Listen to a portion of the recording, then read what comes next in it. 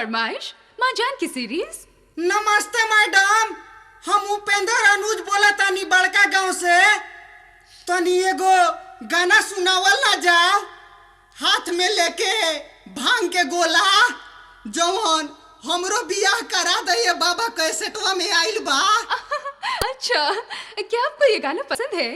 अरे बहुत पसंद बा हमरा ये गाना। तो फिर लीजिए।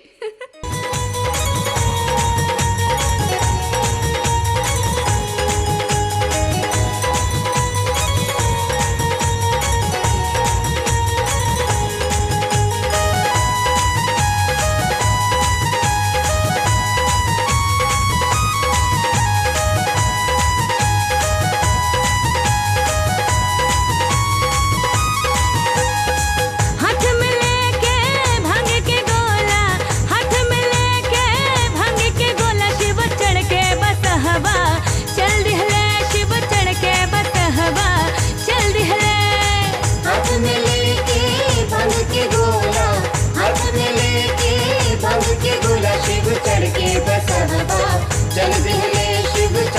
बसहबा, चल दिहले।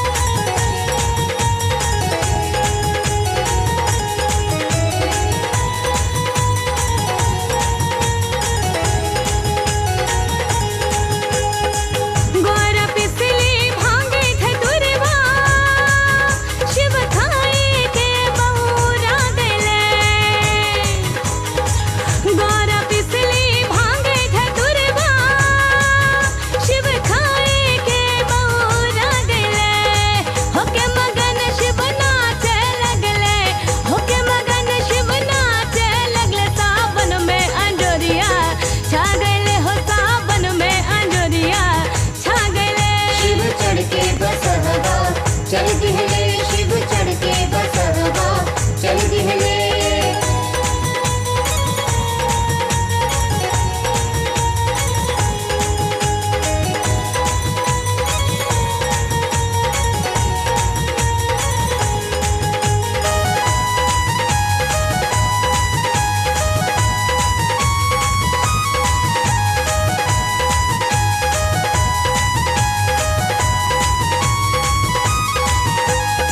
गणपति दिहले खोआ मलाई, शिव देखी के खिसिया दिले।